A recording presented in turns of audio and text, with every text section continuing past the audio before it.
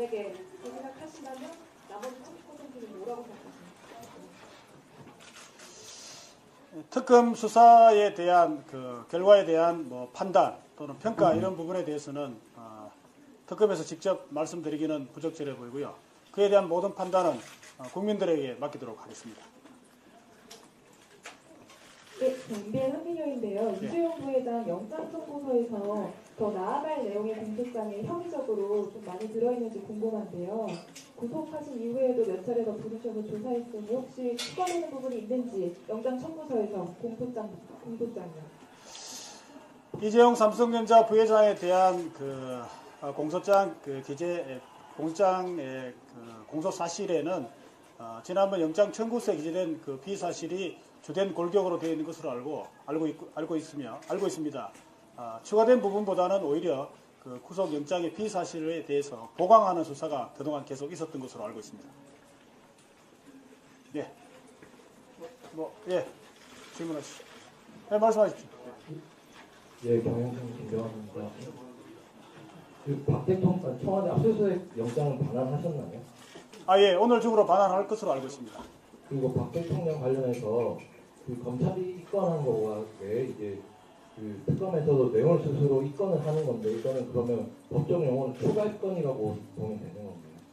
네, 별도로 추가로 입건된 것으로 판단하면 될 것 같습니다. 시한부 부도 중지가 아니라 추가 입건이라고 보면 됩니다. 그렇습니다. 그리고 그 공소주의 관련해서 이제 특검보님들은 어떻게 되시는 거죠? 이 공소주의 계속 담당하시는 건가요? 예. 수사 기간 종료 이후에도 특검은 그 공소 유지를 위해서 그대로 조직을 유지를 할 수 있습니다. 다만 이제 인원은 적절히 그 특검법 제7조 5항에 따라서 최소한의 범위로 인원을 유지할 수가 있습니다. 이에 따라서 일단 그 공소 유지를 해보면서 그 7조 5항의 규정에 따라서 특검보 또는 특별수사관 등의 인력을 탄력적으로 운영할 수 있기 때문에 그 상황에 따라서 아마 적절하게 앞으로 조절하여 아마 운영될 것으로 알고 있습니다. 특검보도 똑같은 상황에 따라서 그 운영 상황에 따라서 아마 적절하게 조절될 것으로 알고 있습니다. 네 분 다 남을 가능성이 있는 건가요? 예, 일행은 일단 4명이 다 남아 있는 상태에서 일을 진행하다가 추후에 그 업무 범위나 이런 것 따라서 아마 상호 협의해서 적절히 아마 탄력적으로 조정될 것으로 알고 있습니다. 네, 말씀하십시오. 네. 그 파견검사 문제를 관련해서 법무부와 논의 중이시라고 말씀하셨는데요. 이게 특검법에 의한 것인가요? 아니면 파견공무원법에 의한 것인지? 현재로서는 어쨌든 파견의 근거가 되는 부분이 현재로서는 아마 특검법에 따라서 협의가 진행된 것으로 알고 있습니다. 다른 질문인데요. 아까 처음에 모두에 말씀해 주시기에 제가 기억하기로는 이재용 부회장에 이어서 다음으로 박상진 회장을 읽어주신 것 같은데 피의자 2번이 맞는 건가요? 박상진 사장님? 예, 순서로 보면 아마 두 번째가 맞는 것 같은데 그것은 혹시 구속영장 기재 사실에 순서는 달라질 수는 있을 것 같은데 아마 두 번째로 알고 있습니다. 현재로서는 2번이라는 그렇습니다. 거죠? 예. 그리고 아까 석간 보도 중에 그 대기업 총수분들 출금 관련된 기사가 나왔던데요. 향후 출금 해제 관련해서 계획이라든지 이런 게 있으신지 궁금합니다. 예, 아마 지금까지 대기업 수사 특검이 출범한 이래 그 수사를 하려고 했다가 아직 수사가 개시되지 못한 대기업의 그 회장들에 대한 출금 문제가 아마 아직 남아 있는 것으로 알고 있습니다. 이 부분에 대해서는 그 특검에서는 검찰과 협의해서 적절하게 아마 조치할 예정임으로 알고 있고 현재 협의 중에 있는 것으로 알고 있습니다. 네, 말씀하십시오. 김상만 전 장관이 관련해서 의료법 위반죄라고 했는데 그 대통령, 그러니까 진료 기록을 허위로 작성한 거랑 청와대 대통령 혈액을 방출한 거 두 개 다가 해당이 되나요? 앞부분만 해당되는 것으로 알고 있습니다. 네, 말씀하십시오. 그러면 그 최순실 씨 관련해서 유아일 입시 비리 관련해서 공무집행 방해죄랑 사무소 위조죄가 있는데 구체적으로 좀 어떤 혐의인가요? 공무집행 방해죄는 제가 기억하기로는 아마 청담고등학교 관련해서 아마 그 공무집행 방해가 되는 것 같습니다. 그 부분에 아마 관련된 것으로 알고 있고요. 그럼 두 번째 질문이 사무소 위조죄는 사무소 위조는 아마 그 청담고 관련해서 관련 서류를 위조하려다가 아마 미수에 그친 게 있는 것으로 알고 있습니다. 맞아요. 그 의료법 비리 관련해서는요. 그러면 검찰에 입법되는 건 없고 여기서 이제 마무리된다고 보면 되나요? 예, 의료 비선 진료 관련해서는 그 문제된 부분은 저희들이 정리할 수 있는 부분은 그러니까 특검에서는 기소를 하거나 또는 불기소하거나 결정한 부분은 저희들이 결정하고 기소 불기소가 불가능하고 수사가 더 필요하다는 부분은 검찰로 이첩하는 걸로 알고 있습니다.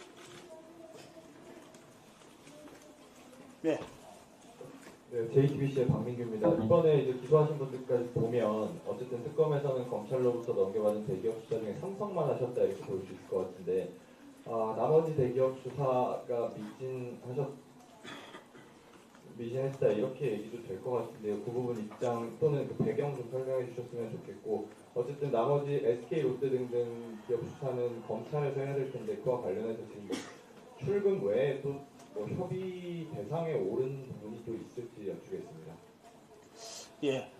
처음 특검이 출범 시에는 그 특검법 제2조 아마 7호로 기억하고 있는데 거기에 삼성 등 대기업의 그 금품 공여 의혹이라는 부분이 적시되어 있었습니다. 그와 관련돼서 우선 그 가장 그 금품 공여 의혹 중에서 가장 그 문제가 됐던 부분이 삼성 관련 부분이라서 우선 삼성에 관련 수사가 있었던 것으로 알고 있습니다. 삼성과 관련된 부분은 이번 특검법의 가장 핵심적인 최순실 등 국정농단 의혹과 직접적으로 관련되어 있었기 때문에 삼성에 관한 수사를 하다 보니까 결론적으로 상당 부분이 시간이 소요됐고 그에 따라서 그 다른 대기업의 수사는 실질적으로 거의 진행이 되지 못한 것으로 알고 있습니다. 그러나 잘 살펴보면 구체적으로 살펴보면은 삼성에 관한 수사가 결과를 지켜보면 다른 대기업에 대한 수사도 그에 대한 결과를 예측할 수 있기 때문에 다른 대기업에 대한 수사는 그다지 어렵지 않다고 판단하고 있습니다. 따라서 이 부분에 대해서는 검찰에서 이첩을 받아서 적절하게 잘 처리할 수 있을 거라고 저희들은 판단하고 있습니다.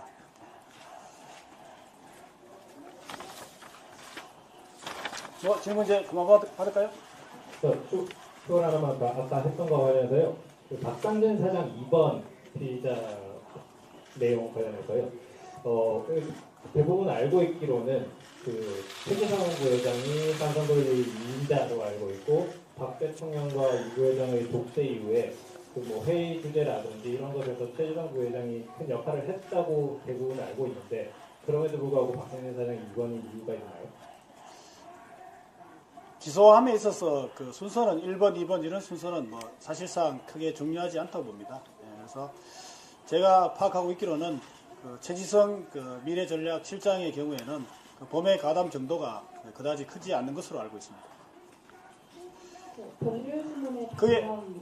그에 비해서 박상진 사장의 경우에는 모든 범죄 사실에 깊숙하게 관여된 것으로 알고 있습니다. 최순실 이번에 뇌물 추가 기소하셨는데 이전에 그 특수본에서 그 직권남용으로 기소했던 것과 같은 사실에 대해서 이제 뇌물 적용하신 건지 그렇다면 이제 공소장 변경이나 뭐 그런 조치가 필요한 걸로 알고 있는데 검찰이랑 사전에 협의하신 건지 궁금합니다. 예, 그 재단법인 K 그리고 미르에 관련된 부분은 이미 검찰에서 그 직권남용 권리행사방해 강요죄로 아마 기소가 되어 있는 것으로 알고 있습니다. 여기에 대해서는 특검에서는 이 부분도 그 뇌물죄로 판단을 하고 있어서 그 부분이 아마 그 현재 질문하신 바와 같이 약간 상충되는 면이 있는 것은 사실입니다. 이런 특검에서는 이 부분에 대해서 그 뇌물수수죄로 추가 기소를 하고 추가 기소한 이후에 하면서 동시에 법원에 병합 신청을 할 예정입니다. 그래서 병합 신청을 해서 병합이 되게 되면 기존의 기존의 우리 검찰과 원만히 협의해서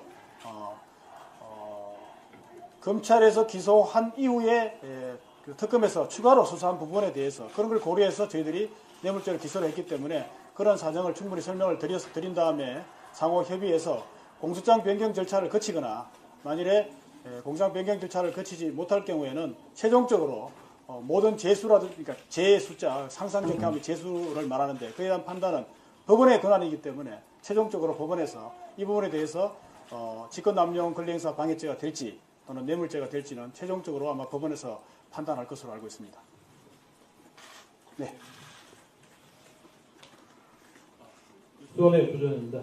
그 이재용 영장 청구하실 때 부회장 그 재단 출연금 횡령으로 적용하셨었는데 그럼 대기업 부분 이제 검찰로 이첩하실 때 기존의 기업들이 그 재단 출연한 53개 기업이 재단으로 출연한 부분도 횡령으로 수사를 하라는 식의 뭐 의견을 내실 건지 아니면 전적으로 검찰이 판단을 해야 될 부분인지.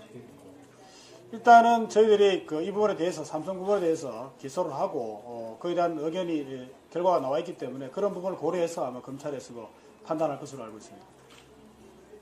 참고적인 의견을 아마 제출할 것으로 알고 있습니다. 그래서 이래는 이제인데요. 그 최순실 관련해서 뇌물죄랑 제3자의 문제를 전부 적용하셨는데 그러면 대통령하고 공모관계에 있는 공범이라고 판단을 하신 걸로 저희가 이해를 해도 되는 건지 아니면 그다음에 안정범 같이 이미 공판이 진행 중인 그런 피고인에 대해서 이제 또 추가 기소를 하셨는데 그거 아까 그 질문 연장 공장인데 그거는 어떻게 조치가 되는지 마지막으로 막판에 이대 교수들도 무더기로 또 기소하신 뭐 배경이 있으신지. 예. 첫 번째 질문인 그 뇌물수수 부분에 대해서는 아마 그 부분도 같이 대통령의 경우에도 그 관련된 부분에 대해서는 아마 피의자로 같이 입건되는 것으로 알고 있습니다. 두 번째 질문은 뭐였죠? 안정범 수석의 경우에도 그 수석의 경우에는 법률적인 판단에 달리하는 부분이 아니고 그 범죄 사실이 추가가 되기 때문에 거기에 대해서는 추가 기소가 되고 아마 병합돼서 처리될 것으로 알고 있습니다. 그리고 마지막 질문에 대해서는 그 이화여대 교수에 대해서는 그 비선 진료 의료 그러니까 의료 비리팀에서 조사해본 결과 모두